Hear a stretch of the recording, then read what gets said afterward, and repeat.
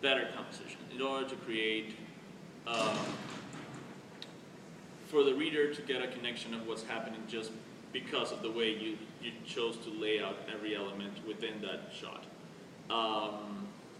We all know about, like, if you go do an up shot or a down shot, like, we know that an up shot is gonna basically, you know, give, if you're doing an up shot of a character, the character is gonna look huge. It's gonna look like he's an extreme big force that is about to do whatever. Like, he can be a villain, he can be a hero, but basically you're placing the reader as kind of inferior to whatever figure you're actually showing. And again, that is just by the shot that you decided to take for that element. But keeping that in mind, there's a lot of ways, and I'm going to talk basically about two. I'm going to talk about how to compose your images, kind of thinking about layers and planes, like foreground, middle ground, background, and also about foreshortening. Because if you're doing comics, depending on what kind of comics you want to do and what kind of story you want to tell, I like action. I like the adventure type of comic. I like to play with that. I like to distort kind of the image in a way that you're giving that feeling to the reader that this is something fun. This is something actiony that's happening. Like, you don't just want to draw a guy throwing a punch. You want to draw a guy throwing a punch, but the reader wants to feel like, what is the like, how big is the impact of this? How big is the impact of this motion? How big is the situation you're placing the character?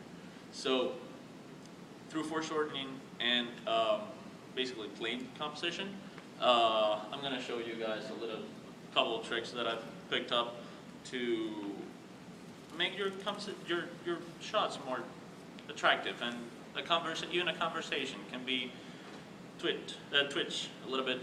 I think that's the word. Into creating a better composition, a more attractive composition. It doesn't have to.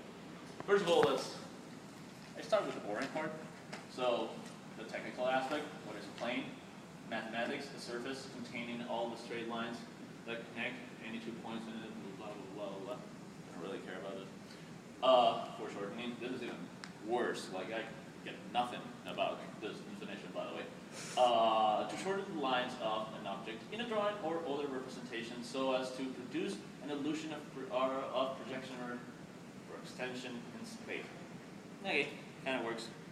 Let's not think about that. Now, here's what I want you guys to think about. Basically, why I showed this like stage, like theater type of staging, is because as we know, like a stage has a certain measure. Like, you can't create that depth. You have to pretend to create that depth. So what they do is that they place objects in the foreground, they place objects in the middle ground, and objects in the background. Now, every object basically responds to its own perspective grid. Every object here is kind of like independent from each other. Like, you don't necessarily, like that picture in the background is just to create the illusion that you're really looking at that bridge far, far away.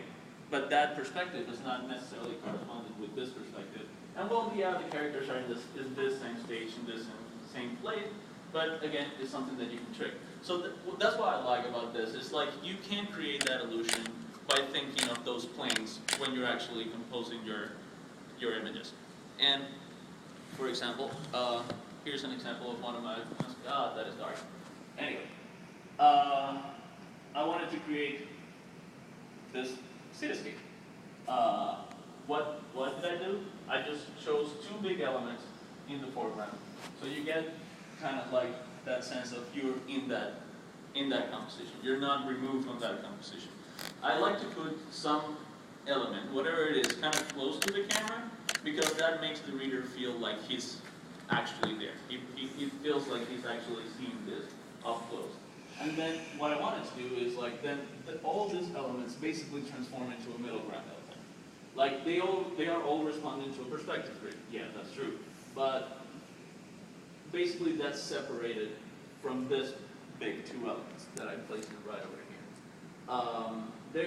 They are there just to fill up this space, get the reader to have the sense of like, oh, this is the kind of city that we're looking at. And then that background element, which is basically, I mean, because of the size of the panel too, but basically it's just a bunch of tiny lines pretending to be like a walled city in the middle of all this.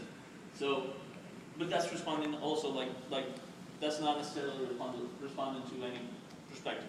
I'm just taking a horizon line, kind of placing my horizon line, and then making the composition into elements, breaking the composition into elements. Foreground, middle ground, and background with almost the sky and the city in the